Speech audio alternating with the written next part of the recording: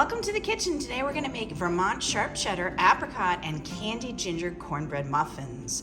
I love cornbread, and this one is made to go with our butternut squash soup, which has sage and maple syrup. So I wanted a nice complement to that, and we're going to be using Vermont sharp cheddar cheese, and I got the white one. And we have some candied ginger from Trader Joe's, dried apricots, and so this will give it a nice fall flavor to go with our butternut squash soup, which we just made and is on our YouTube channel, so please check out that recipe as well. Here are all of our ingredients, and I need to get our mise en place ready, so I'm going to start measuring everything and show you how to make it. Please subscribe to our YouTube channel so we can bring you more recipes. Thank you. To make things easier, we're gonna pop this into the freezer so it can get really chilled before we use a box grater to grate it. So make sure you do that step, and it'll make it a lot faster and easier to shred this on the box grater. Okay, so now we wanna cut up our apricots nice and small. You want a small chop, and so we're gonna use 6 ounces. That's what this packaging is. It's a 6-ounce bag. I had originally put 10 ounces, but we're gonna do 6. It makes it easier because you don't want to have to open up another package and have it open and not use all the ingredients in it. So if you notice, I'm going to cut the apricot. Most of them are uniform in size. I'm going to cut them into thirds lengthwise, and then we're just going to cut a nice small chop on it. And we want these small little pieces. We're making a corn muffin, so you don't want a large chunk of apricot in it. So I'll get all of those chopped up, and then here is our candied ginger from Trader Joe's. Now this is really good. I actually will eat it by itself, but not everybody likes that strong flavor. So when you're chopping up the candied ginger peel, you actually need to chop this up really, really small, very, very fine. So I'm gonna do a very, very fine dice. You see how thin I'm cutting these?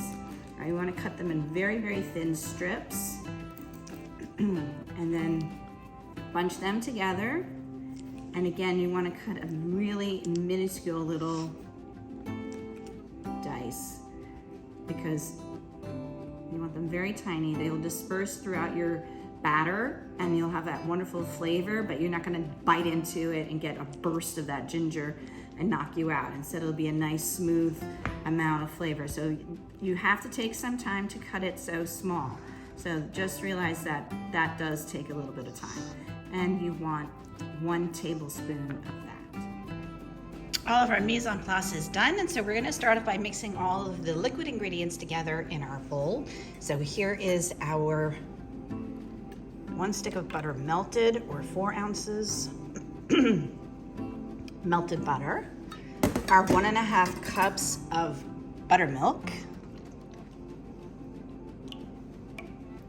1/2 cup of canola oil, and our 3 eggs. And we're gonna whisk these all together.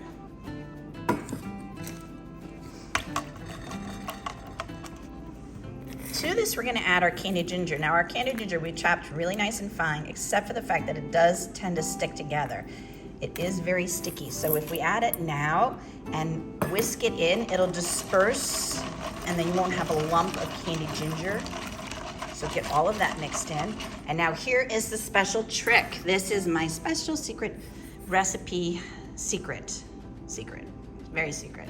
Okay, we are going to add our cornmeal now to the buttermilk mixture and let it sit for 5 minutes. And what this does is the buttermilk is acidic and it acts as a tenderizer. So once you get that in, this will become nice and soft and fluffy. Cornmeal tends to be a bit grainy, and you know, that texture is fine. I prefer, I'm a pastry chef by trade, so I prefer things to be very cake-like, more delicate, so I do prefer my cornbread to be nice and soft, chewy and tender. So this is my little trick to make the cornmeal so nice and tender. We're gonna set the timer for 5 minutes, let it sit there, and that will soften the cornmeal and make your end result more cake-like.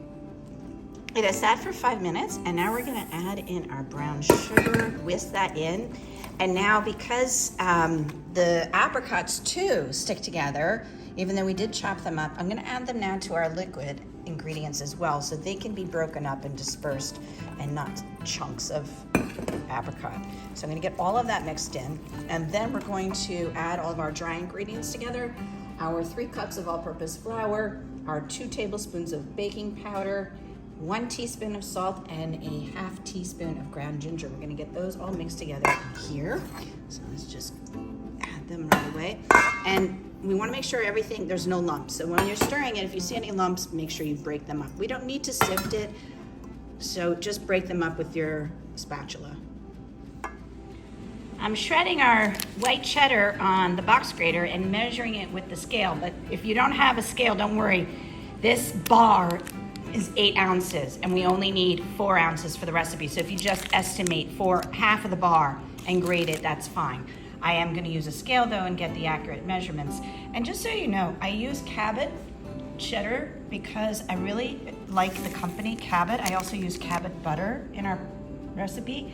Cabot has a fine reputation and they recycle and are a green company. So I really support companies that go green, and Cabot is one of those, and maybe one day they'll sponsor us, so who knows. But anyhow, I really highly recommend Cabot butter and Cabot cheeses for any of your recipes.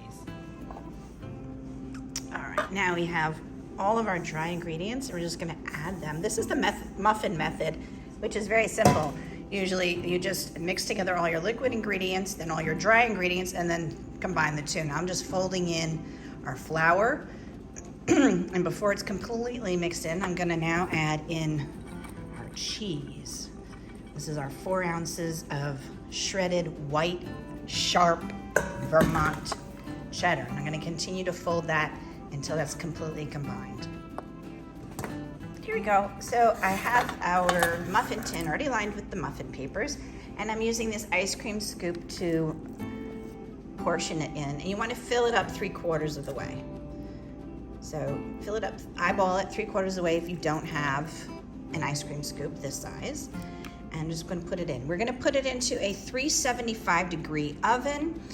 The 375 degrees will help make this dome up. So if you're looking for that domed look on your muffins, make sure you put in a 375-degree oven.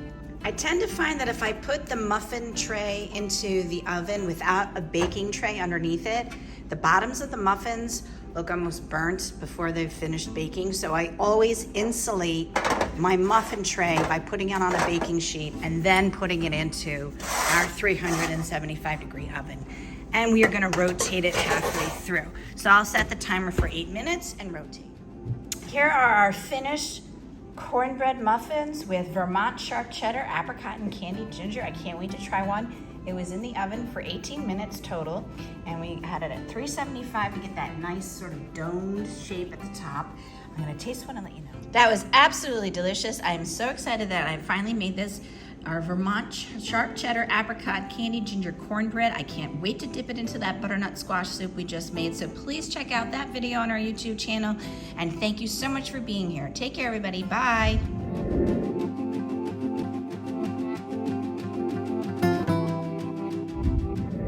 For more recipe demonstrations, please click like and subscribe to Chef Victoria Loves YouTube channel and have fun in the kitchen. Thank you.